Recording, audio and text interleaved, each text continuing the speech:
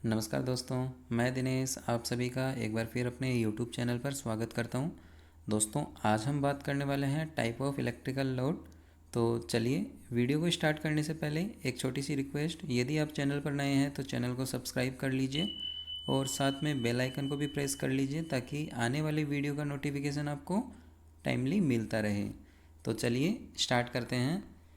देखिए, सबसे पहले अपने बात करते हैं रजिस्टिव लोड की। तो रजिस्टिव लोड में आपने नॉर्मली जो है वो घरों में देखा होगा, आपका जो इनकैंडेसेंट लैंप है वो आता है। इसके अलावा आपका जो रूम हीटर है वो जो है वो भी आपका रजिस्टिव लोड में आता है। और यदि आप देखेंगे तो इलेक्ट्रिक वाटर हीटर रोड जो है वो, और इसके अलावा टोस्टर। और यदि आप देखें तो इलेक्ट्रिक आयरन जो आपके घरों में जो प्रेस यूज़ होती है वो भी क्या है, रेजिस्टिव लोड का एग्जाम्पल है। चलिए आगे अपने बात करते हैं इंडक्टिव लोड की। तो इंडक्टिव लोड में हमने देखा है हर घर में सीलिंग फैन जो है वो क्या है, इंडक्टिव लोड का एग्जाम्पल है। और इसके अलावा यदि आप देखना चाहें तो आपकी जो वाटर पंप मोटर है वो भी क्या है, इंडक्टिव लोड में आती है। और कूलर की जो मोटर है वो भी आपकी इंडक्टिव लोड में आती है।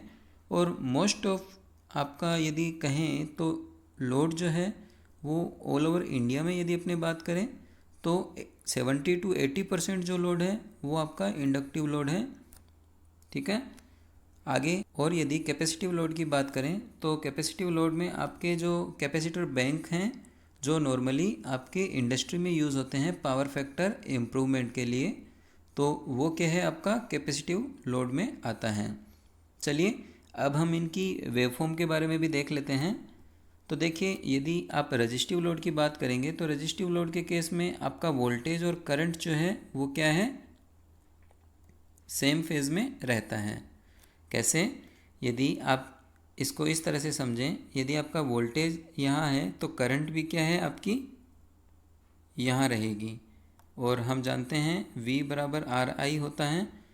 तो I जो होगी वो आपकी क्या होगी, V डिवाइडेड बाई R। तो इसका मतलब V से I जो है वो कम रहेगी, तो इसलिए मैंने इसको यहाँ पर V से कम दिखाया है।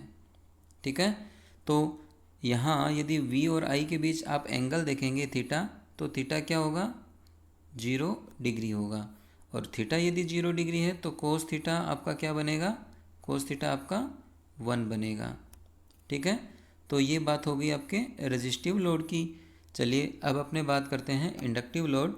तो इंडक्टिव लोड में यदि आप जानेंगे तो आपको पता लगेगा कि वोल्टेज जो है, यहाँ आप देखेंगे वोल्टेज जो है वो आपका पहले स्टार्ट हो रहा है, उसके बाद क्या है आपकी करंट स्टार्ट हो रही है। यदि आप जीरो इंस्टेंट देखेंगे तो यहाँ आपका वोल्टेज आया है, और वोल्टेज जब आपका मैक्सिमम अचीव कर लेता है तो उसके बाद आपकी करंट स्टार्ट होती है। तो इसका मतलब यदि अपने इसको इस तरह से समझें, यदि आपका वोल्टेज यहाँ है तो करंट क्या करेगी, 90 डिग्री के बाद स्टार्ट होगी।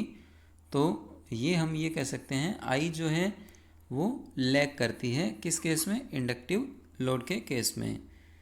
चलिए अब अपने बात करते हैं कैपेसिटिव लोड की। तो कैपेसिटिव लोड में यदि आप इसको इस तरह से समझते हैं कि यहाँ यदि इनका 0 इंस्टेंट देखेंगे तो करंट आपकी पहले स्टार्ट हो रही है, और करंट जब आपकी मैक्सिमम अचीव कर लेती है तो उसके बाद आपका क्या है, वोल्टेज जो है वो स्टार्ट हो रहा है।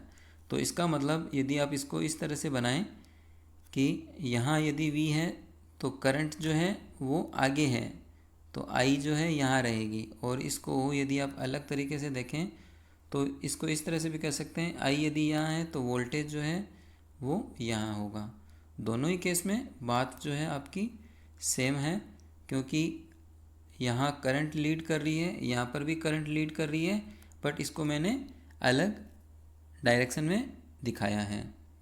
ठीक है, तो ये बात होगी कैपेसिटिव लोड की। और यदि आप तीनों की वेवफॉर्म एक साथ देखेंगे तो आपको कंपैरिजन करने में आसानी रहेगी। देखिए, ये रेजिस्टिव लोड और ये आपका इंडक्टिव लोड, ये आपका कैपेसिटिव लोड। तो इन तीनों की वेवफॉर्म में आपको इजीली जो है वो डिफरेंस पता लग रहा है कि किस में आपका लीड हो रहा है और किस में लैग हो रहा है। दोस्तों, ये और आपको क्लियर कर दूं कि करंट पर डिपेंड करता है पावर फैक्टर, यदि करंट आपकी लीड कर रही है तो पावर फैक्टर लीडिंग होगा, और यदि करंट आपकी लैग कर रही है तो लैगिंग होगा। जैसा कि इंडक्टिव लोड के केस में आपका पावर फैक्टर जो है वो लैगिंग रहता है, और कैपेसिटिव लोड के केस में आपका लीडिंग रहता है।